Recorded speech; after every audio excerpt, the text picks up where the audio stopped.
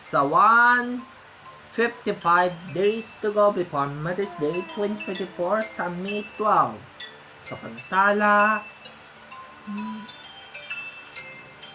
ang Mother's Day, ang kanyang ina na malalas, ang kanyang ina na the mother revelation, the Mother's Day, the mother.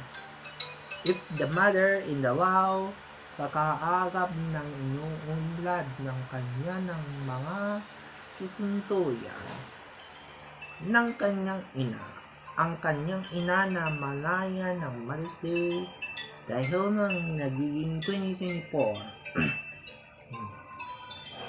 At dito, simulan natin ang May 12, ang ina na Mother's Day 2024. The mother with the charm. The mother in the charm is the mother. Bagaman ang initig ng kanyang ina sa mga halim ng ina na Mother's Day,